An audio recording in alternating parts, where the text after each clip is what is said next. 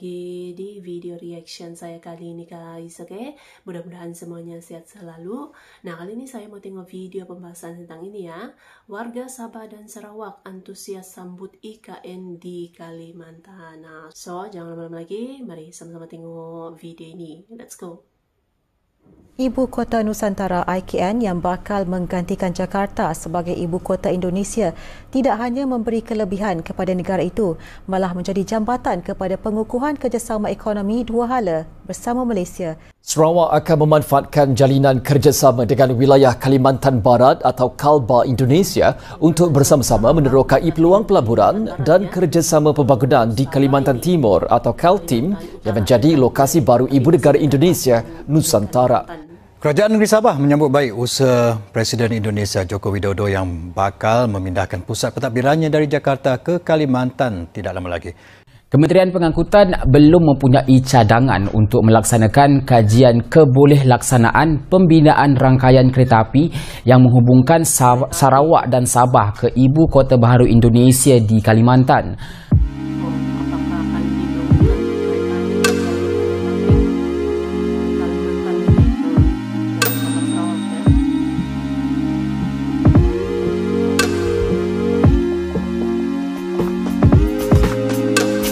Pemindahan Ibu Kota Indonesia dari Jakarta ke Kalimantan Timur telah menimbulkan gelombang antusiasme yang besar di antara masyarakat Malaysia, terutama di wilayah Sabah dan Sarawak. Keputusan ini tidak hanya dipandang sebagai langkah administratif, tetapi juga sebagai peluang untuk kemajuan ekonomi dan kemitraan lebih erat antara kedua negara. Wilayah Sabah dan Sarawak, yang berbatasan langsung dengan Kalimantan, Indonesia, menyambut baik pemindahan ibu kota tersebut dengan harapan akan berdampak positif terhadap perkembangan wilayah mereka. Para pemimpin dan warga setempat percaya bahwa transformasi ini akan membawa peluang baru dan pertumbuhan ekonomi yang signifikan.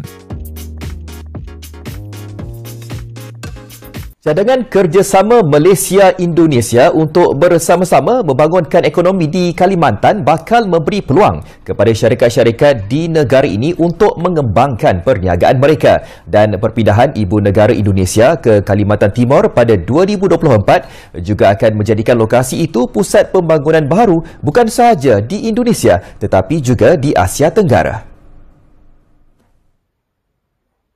Jadi kita perlu mengambil kesempatan ini untuk bersama-sama dengan Indonesia bagi membangunkan ekonomi Kalimantan dan juga ekonomi wilayah kita di Sabah dan Sarawak berserta dengan Brunei. Ini akan merancangkan lagi pembangunan di Bimbiaga dan kita akan lihat iaitu wilayah di Tawau dan sebagainya, dan juga wilayah di Bak Kelalan di Sarawak yang berhampiran dengan Kalimantan Utara akan menikmati tahap pembangunan yang baru. Baik, sementara itu pembangunan Ibu Kota Baru Indonesia di Nusantara membuka banyak peluang perniagaan bagi syarikat-syarikat Malaysia dalam pelbagai sektor.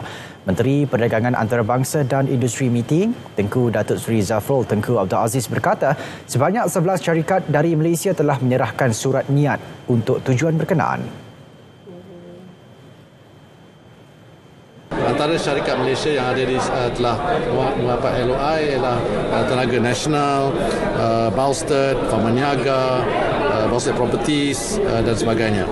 Pada masa yang sama, Tenaga Nasional Berhad juga turut mengeluarkan surat niat kepada perusahaan elektrik negara untuk meneroka pembangunan infrastruktur antara Sumatera, Indonesia dan Semenanjung Malaysia ke arah merealisasikan grid kuasa ASEAN.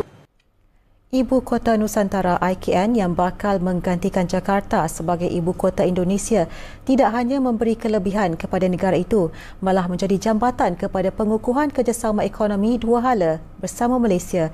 Duta Besar Malaysia ke Indonesia, Datuk Syed Muhammad Hasrin Tengku Hussein menyeru lebih banyak syarikat Malaysia untuk melabur di IKN selain berharap mendapat sokongan penuh daripada Kerajaan Indonesia.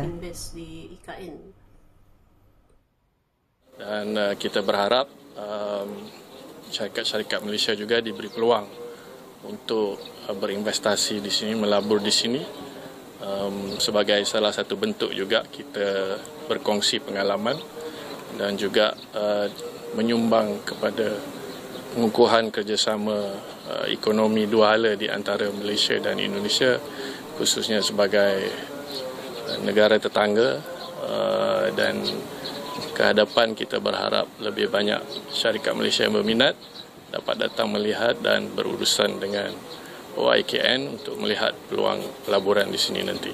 Jelasnya, kedudukan IKM di Kalimantan juga akan menjadi pusat pengembangan ekonomi di Kepulauan Borneo yang pastinya memberi kelebihan kepada Malaysia, khususnya Sabah dan Sarawak.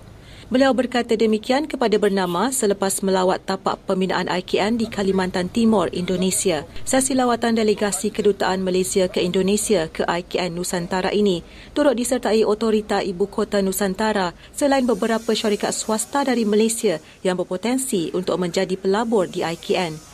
Sementara itu, Direktur Promosi Wilayah Asia Tenggara, Australia, Selandia Baru dan Pasifik, Saribua Siahan berkata, selain sektor hartanah, pelabur Malaysia juga digalak untuk melabur dalam sektor pelancongan dan makanan di IKN. Sekarang ini properti boleh, terus pendidikan boleh, hotel, dan saya senang tadi mendengar bahwa Pak Dubes sampaikan bahwa akan ada hotel Malaysia, pendidikan Malaysia, restoran Malaysia. Betul. Jadi itu sangat menarik. Ya, saya tarik, kopi tarik. Semua kombinasi ini sangat baik. Menurut laporan Kaltim Post TV pada Ahad, pembangunan IKN tahap 1 sudah mencapai 77%.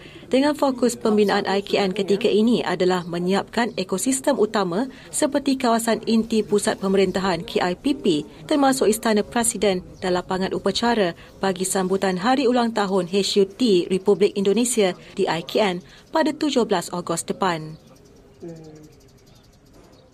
Sarawak akan memanfaatkan jalinan kerjasama dengan wilayah Kalimantan Barat atau Kalbar Indonesia untuk bersama-sama menerokai peluang pelaburan dan kerjasama pembangunan di Kalimantan Timur atau Kaltim yang menjadi lokasi baru Ibu Negara Indonesia, Nusantara. Premier Sarawak Tan Sri Abang Johari Tun Oping berkata, jalinan kerjasama yang melibatkan pembukaan sempadan untuk perniagaan dan penerbangan di antara wilayah Sarawak dan Kalbar ini dapat dijadikan asas untuk melihat peluang pelaburan baru berikutan pembangunan di Kaltim. Menurutnya, sudah ada kerjasama untuk memberikan bantuan pembangunan di Nusantara dan pihak Sarawak Energy Berhad juga telah melabur dalam jadukuasa Melinau di Kaltim serta memiliki 25% saham dalam pembangunan hidro. Beliau menyatakan kerajaan Sarawak bersedia mengambil bahagian dalam kerjasama lain untuk pembangunan di Nusantara, khususnya bagi memanfaatkan lagi potensi hidro. Dewan Usahawan Bumi Putra Sarawak dan Dewan Perniagaan Cina Sarawak sudah memulakan jaringan kerjasama dengan badan serupa yang mewakili komuniti perniagaan di Kaltim bagi meningkatkan lagi aktiviti perniagaan di antara Sarawak dan Kalimantan. Terdahulu pada Selasa, Duta Besar Malaysia ke Indonesia, Datuk Syed Muhammad Hasrin Tengku Husin dilaporkan berkata, syarikat Malaysia harus mengambil peluang daripada prospek pelaburan di wilayah Kaltim, terutamanya di Samarinda dan Balikpapan. Beliau turut menyentuh mengenai usaha untuk meningkatkan kesaling hubungan kawasan pertumbuhan ASEAN Timur, Brunei Darussalam, Indonesia, Malaysia, Filipina, termasuk laluan udara, darat dan laut, serta inisiatif seperti Grid Tenaga ASEAN. Oke guys, jadi itulah dia videonya ini. Sudah pasti gitu ya, Sabah Sarawak juga sangat antusias gitu untuk invest juga gitu ya. Apa tuh kerjasama juga gitu. Dengan adanya pembangunan IKN Nusantara di Kalimantan Timur gitu kan. Tuh mantap. So, terima kasih banyak sebab kamu sudah menonton video ini. Jangan lupa macam biasa untuk support channel saya dengan subscribe, like video ini, dan jangan lupa untuk komen juga, oke?